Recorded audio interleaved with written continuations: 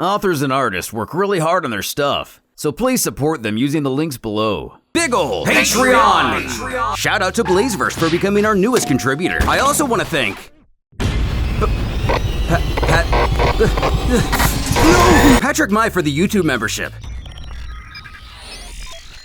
In universes 1 and 10, 5 million years ago, the wizard Bibidi cackles he's done it, and this unstoppable creature is perfection personified. And with it, he'll rule the universe, rule life and death itself, and even rule the very gods. But with a timely appearance, there are some who object to that last statement.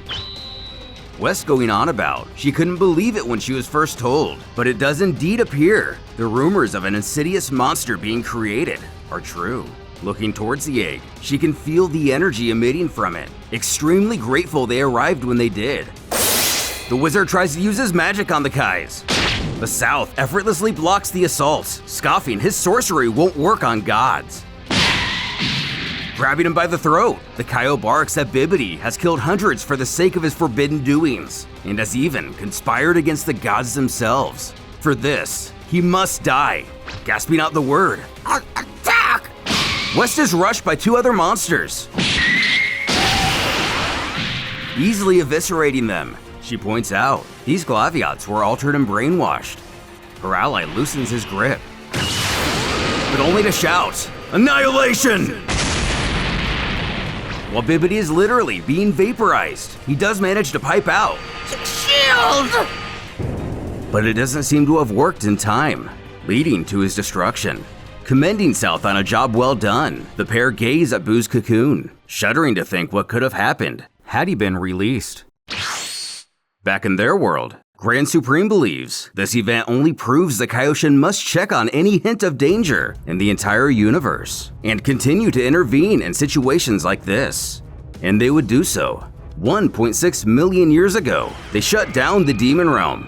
7,000 years ago, the group would easily stop an evil army. In -425, they would vanquish a sinister cult on the planet Kanats, essentially becoming the greatest heroes of their universe. The Supreme Kais defeated the original legendary Super Saiyan. Later on, Bojack and his gang, even the likes of the Frost Demons. In age 712, several years before Goku and Vegeta would be born. Soon after, the second coming of the legendary Super Saiyan would also have to fall, though to the extreme grief of West.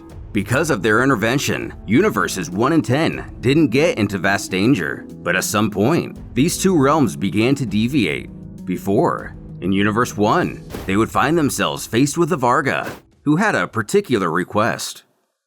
Earth, on October 12th, year 761, in Universe 13, Raditz beelines towards the planet. With Yamcha and Tien, the pair seem to be witnessing something terrible, and sure enough, the entire city has been destroyed. Growling, "It was him again!" Determined to track down this monster, Tien and Jeans doesn't even sense a single survivor. As the pod lands, the Saiyan steps out, happy to breathe the same air as his little brother. And if what he's heard is true, this world should sell well. It doesn't take long for the duo to sense his presence, feeling his powerful aura. They dash in the invader's direction, worried this fiend has gotten even stronger. Yamcha pointing out, this actually feels like someone new.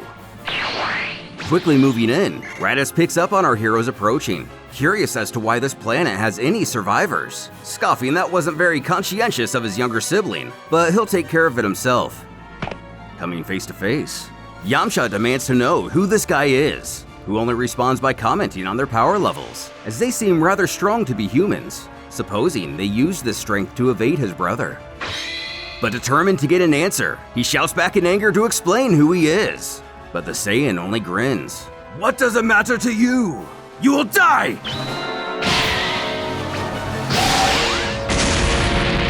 "Stupid human! Not bad!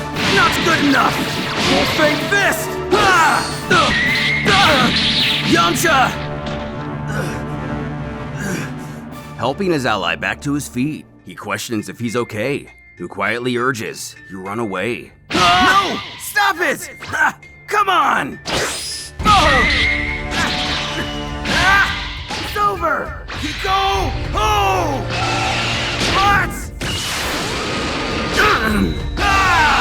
Stop it, Tien! That's enough!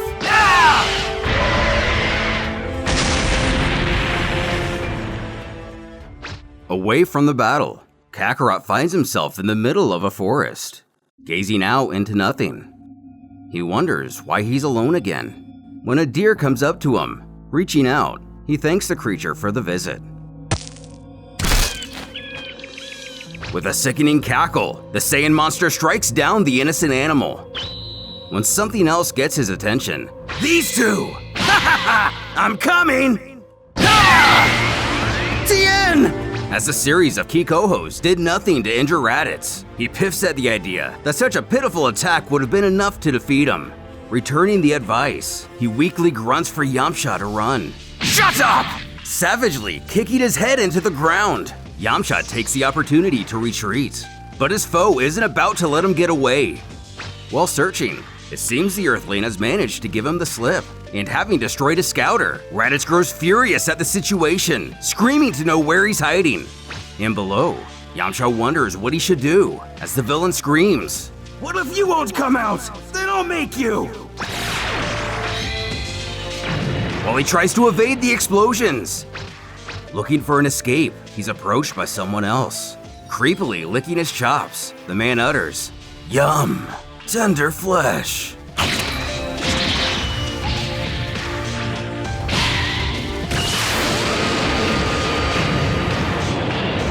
And before Kakarot can do it, Raditz finishes off the Earthling, the Saiyan scowling. "Hey, that human was mine!"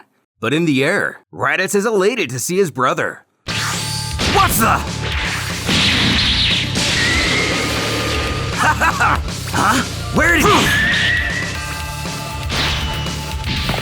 Sedating the Earth Dweller the old-fashioned Saiyan way, the invader can't believe how much like their father he looks. Chalking his attack up to the loneliness, he'll forgive his brother this time, but from now on, he'll have to obey. Throwing him into a pod he had on standby, the two venture back to the other Saiyan survivors. In this universe, Kakarot and Raditz would be reunited as planned, and upon joining forces with Nappa and Vegeta, what effect will this have on their reality? Year 774. On Earth, the following events occurred in universes 12, 14, and 15, the future timelines. The androids rain hellfire on a defenseless city. As in the air, Gohan peers in on the destruction, knowing he can't defeat him. But suddenly, he senses an unfamiliar key. Finding the source, he's grateful he decided to suppress his own energy, believing this man to be an alien soldier. Surely it couldn't be one of Frieza's men. But no, it's Pui Pui. Gohan doesn't want to leave the androids, but needs to know what this guy's up to. Leading Earth's hero far away, we find ourselves in a small countryside village, where several residents have been slaughtered. Women, children, no one spared. Landing, it's even worse than he thought, but nearby, Pui Pui heads towards an active ship. Throwing his energy drainer, Babidi shouts, "That's all the power you could find me!" Being a bit of a change of pace for Gohan, he's confused why the wizard isn't happy there are so few warriors to resist here. Then, senses an ungodly key signature.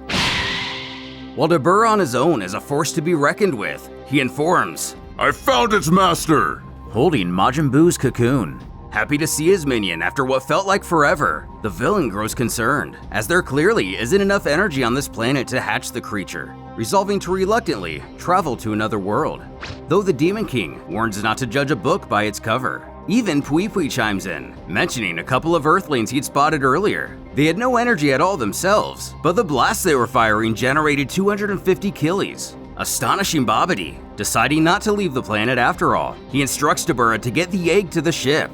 When Gohan calls towards him, growling, leaving this planet was actually the best choice they had, urging they get in that spacecraft and leave this world.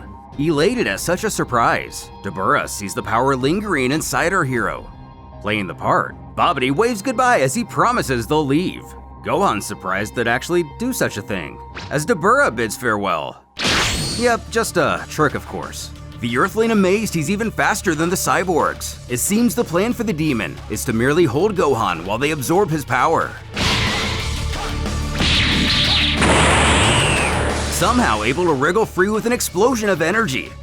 The Demon Lord praises his enemy for having the ability to hide his power well, admitting he let his guard down, as the Half Saiyan himself feels the same. It's not just everyone who can get the drop on him like that. I'm not everyone.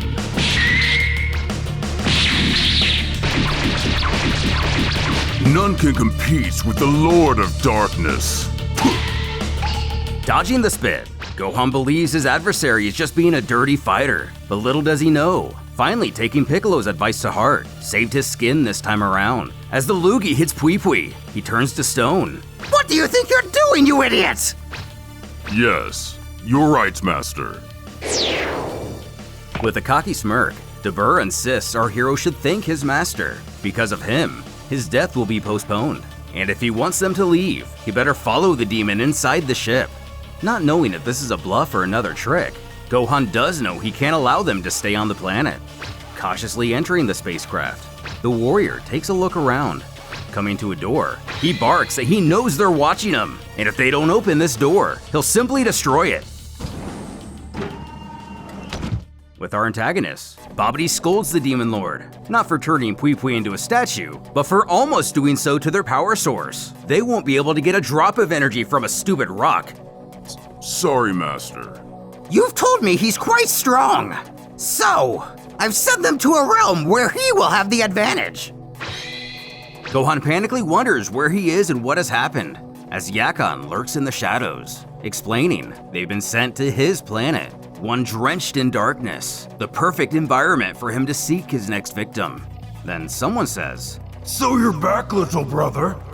Apparently, Yakan has a sibling named Merkit and pleads they must spare this one from death for now and merely neutralize him for the master. And not under Babidi's control, Merkit sneers. Still a slave to that worm.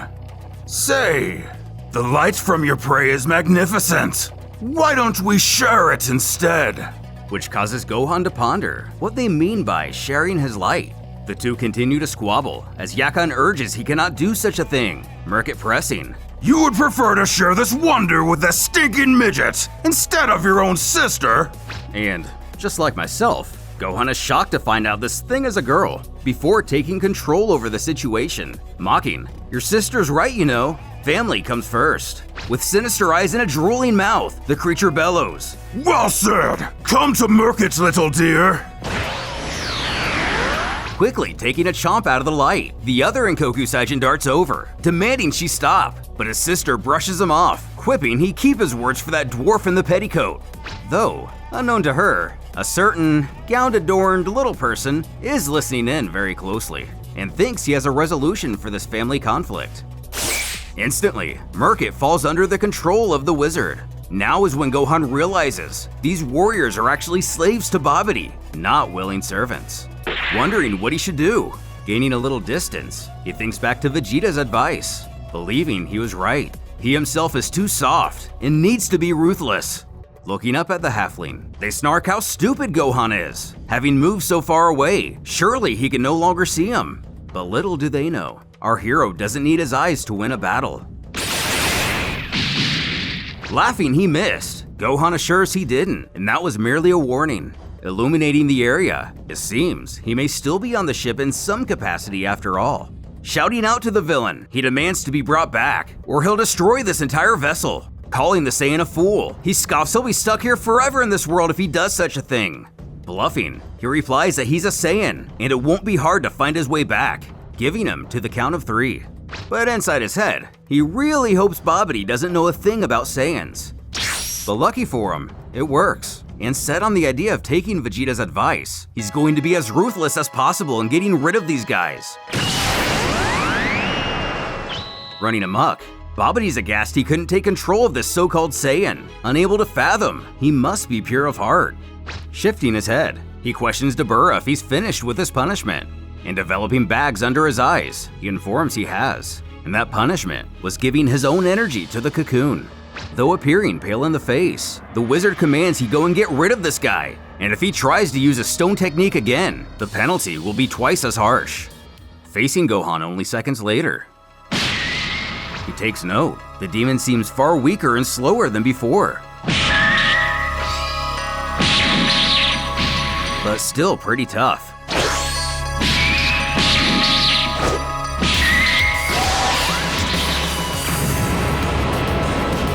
taking down the vastly diluted Dabura. Babidi believes he has one final plan, moving behind his minion to position him as a shield. Narrowing his eyes, Gohan barks he'll get rid of them himself, spaceship and all, as they have no reason to stay in this world. But playing to the Earthling's weakness, the wizard presses if he attacks, Dabura will die, and surely such a pure heart can never strike a wounded man while he's helpless.